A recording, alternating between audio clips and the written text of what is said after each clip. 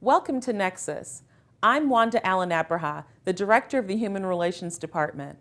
We are excited to have the opportunity to bring you today's program. The Human Relations Department enforces and encourages fair treatment and equal rights for the residents of Winston-Salem. The Human Relations Department has three key areas of responsibility. They are investigating housing discrimination based on race, color, national origin, religion, disability, family status, and gender, mediating landlord-tenant complaints, and conducting cultural diversity education and inclusion training and outreach. This program is a part of our education and outreach efforts. All Nexus television programs feature community partners. During this episode, we will focus on Police Community Trust Talks and our upcoming International Village Cultural Festival. We will be speaking with Natasha Miles with the Winston-Salem Police Department and Joanna Debo of the Winston-Salem Human Relations Commission. Now, let's join Adolfo Briceño of our staff, who will interview today's guests. Thank you, Wanda, and thank you to the public for being with us in another edition of Nexus. In this edition, we have as a guest Captain Natasha Miles. Yes. She's a captain for the Winston-Salem Police Department. Thank you very much for your time, Captain. Thank you. And we are going to be talking about Trust Talks, Yes. which is a program that attempts and tries to build confidence or rapport with the community. Yes. Tell us a little bit about the history of Trust Talks, Captain.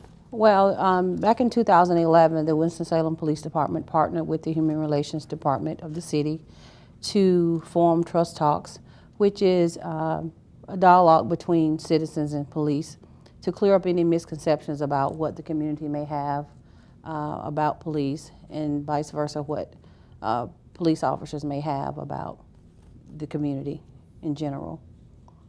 Okay, so about how long has it We been? started in 2011, so it was pre-Ferguson, pre-Baltimore. Wonderful. You know, wonderful. before the major issues, national issues, were brought forth, you know, we began having dialogue with the citizens of Winston-Salem to try to build, you know, better relations between both the community and the police department.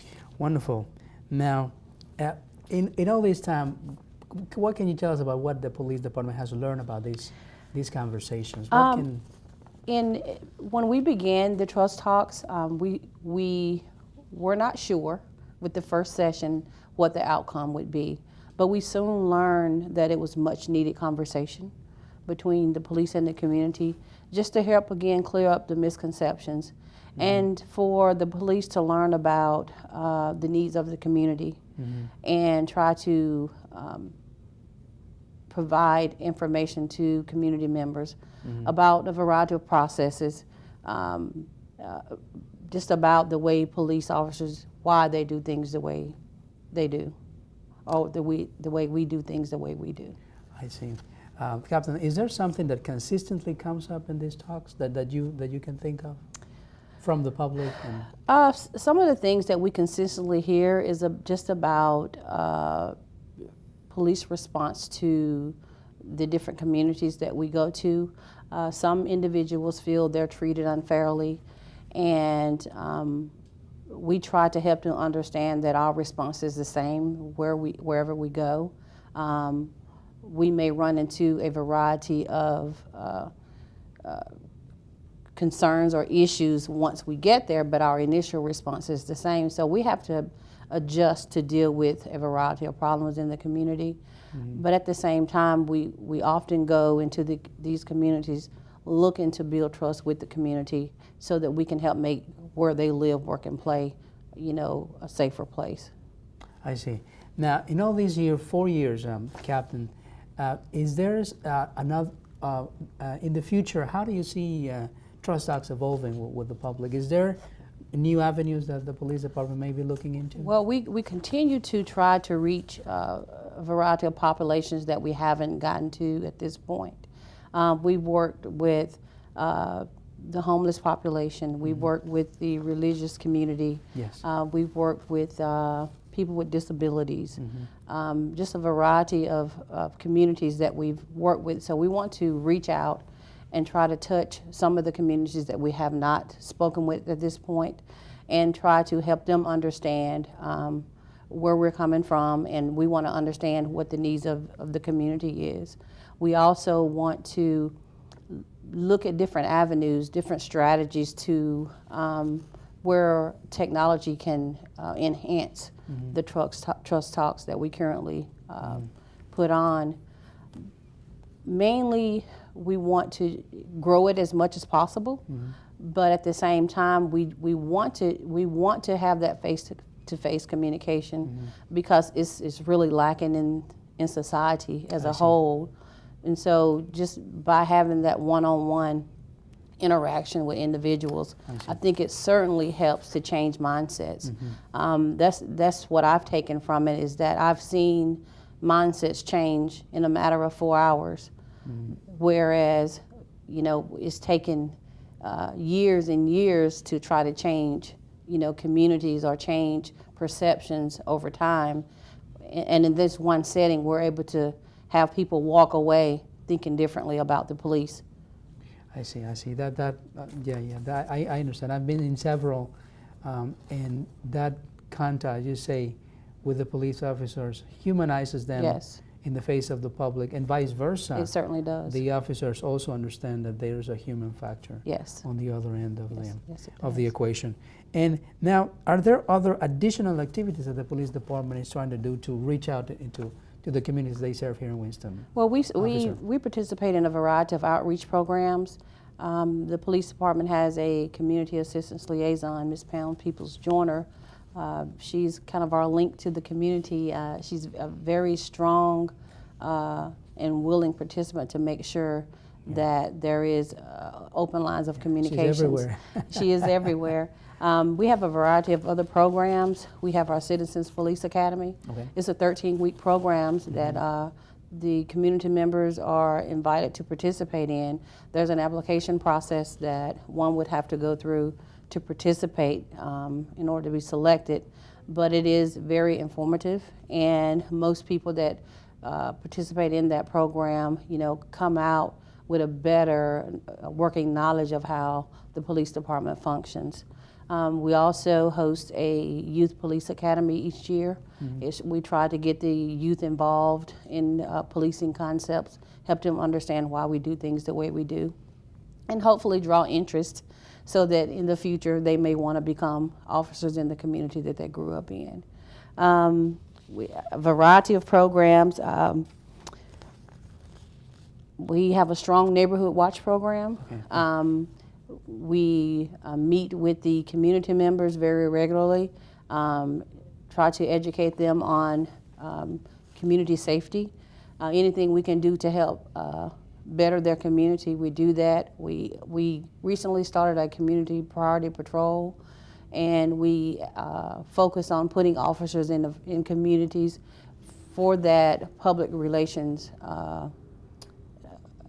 purpose, so that they can contact citizens directly, speak about issues that they may be concerned with, and help offer solutions to those problems, and just be visible so that the community members feel safe. We have the school resource officer program. We have an officer in every middle and high school in the city. We also have the Super Kids programs, where they put on a educational program, a safety program, to help kids learn to make right choices, talk to them about character traits in the school system. And so that's beneficial to us, because a lot of times we often see these same kids out in the community when they get home from school, and that really helps softens the relationships for other officers that these particular students may come into contact with. We have a variety of programs. We're always looking to implement programs, and we partner with a variety of community members or community partners to assist them in efforts in building communications across the city. Always looking to do something better. I see. Captain Miles, and finally, if you were to give a final message to the public about how to better build community relations, what would that be? It's important for the community to be involved, to engage the police department so that we can find out exactly what the needs are. If you're having a community event in your community, make sure the police department is aware. We love to participate. We found out that just through general conversations, it makes a difference. The smallest little things makes a difference. We hope that we can bridge the gap where there's concern with the community against, with the police officers' response to things, that we can lessen that area there where there are always open lines of communication. We work on being transparent quite often so that we can inform the community on actually what's going on within the community. And we just ask if they have a problem, if there's something that the community wants to know, all you have to do is simply ask, and we'll share that information with you. Okay, wonderful. Okay. Well, thank you very much, Captain Natasha Miles from the Winston-Salem Police Department. Thank you very much for your time. Thank you. And thank you very much for being with us. We'll be right back with our second guest in Nexus TV.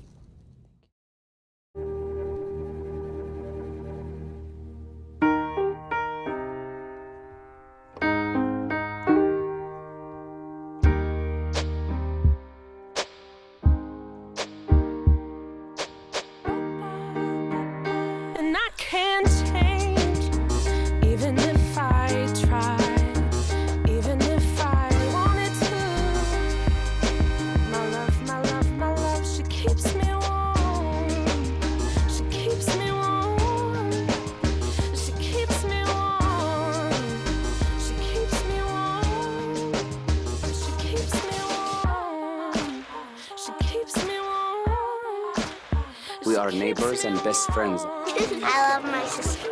My heart doesn't see race. Love is love. Our family is no less than any other family.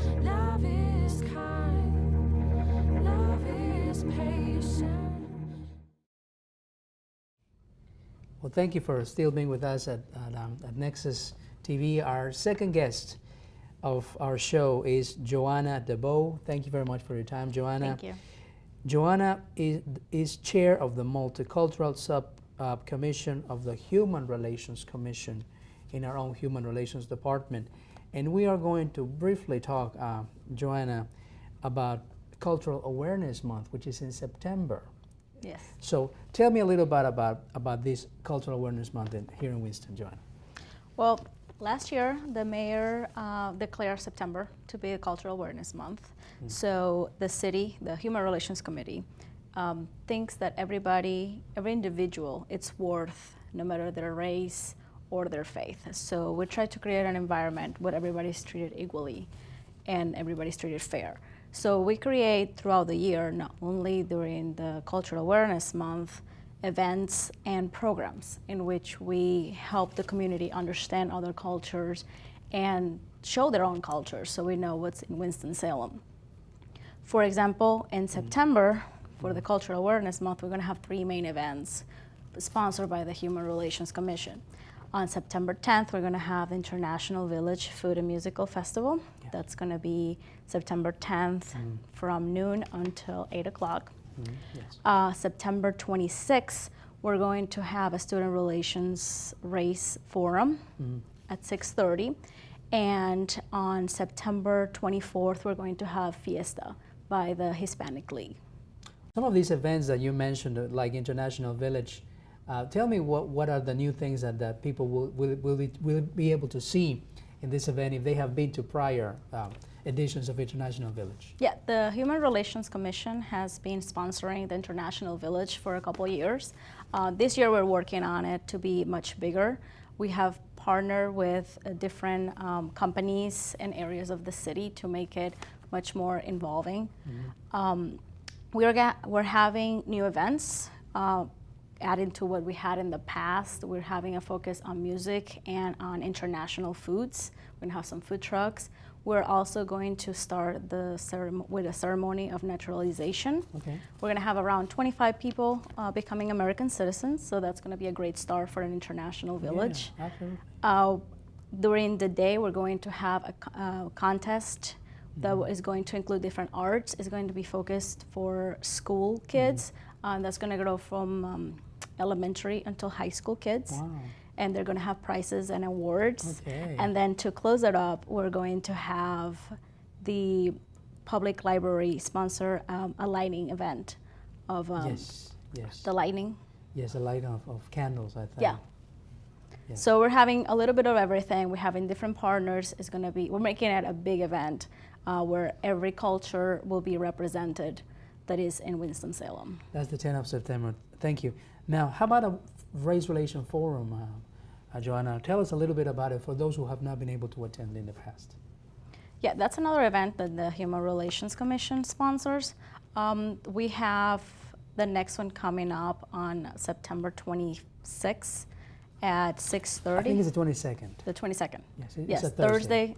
It's going to be at R.J. Reynolds High School, and this is an opportunity. It's not just for parents or guardians, it's for everybody in the community to hear what the next generation has to say about what's happening in their schools and in their communities. Yes. We're having students from all of the Winston-Salem, Forsyth County schools, and they're going to talk about, what worries them, what they see, what they would like to see happening in their schools in regards to race relations. Yes, yes. In years past, it's very encouraging to see how these young people, even though they're very young, they truly have an opinion and many times a commitment also to try to improve race relations in our community. So Yeah, that's and we get to hear from them what yes, their opinions, of course. Yeah, they are going to be the Yes. the next generation. We Yes. need to know, what they're thinking, what they would like to see happening. Yes.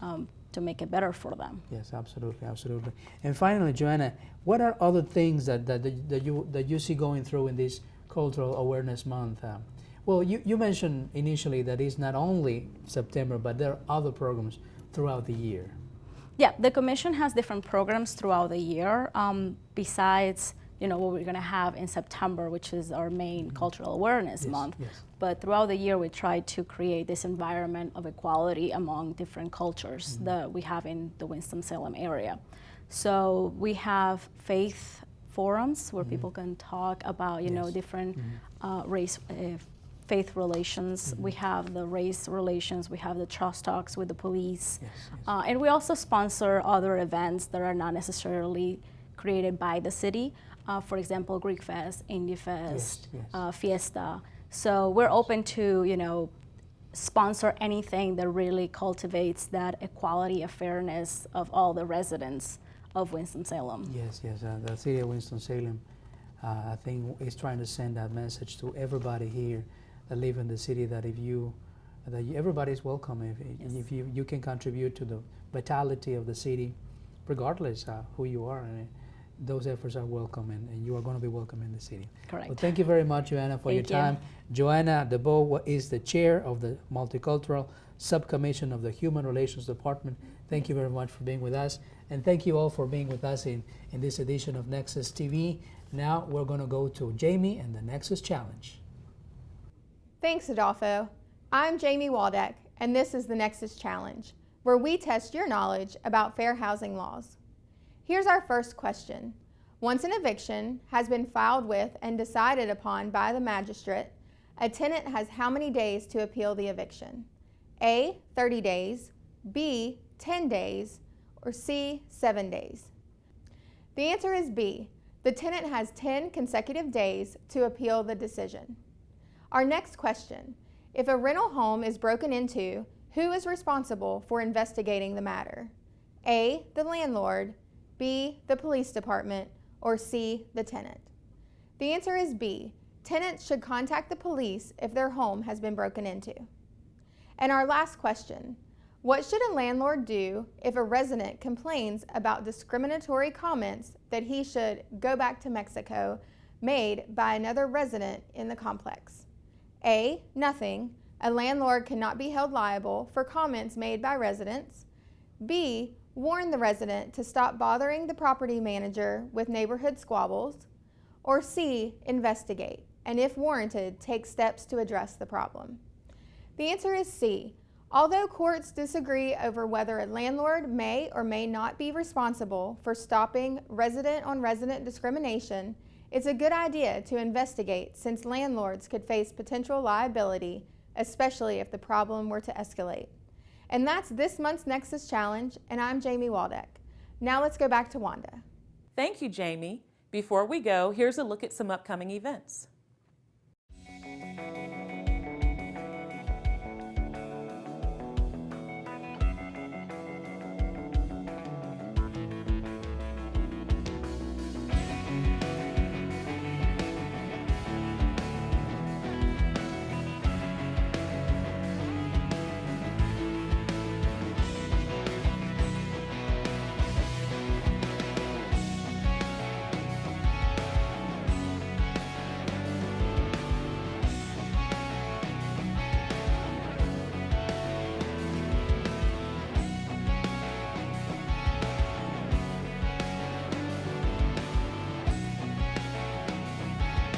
We hope you enjoyed the program. Thank you for watching Nexus. I'm Wanda Allen Abraha. See you next time.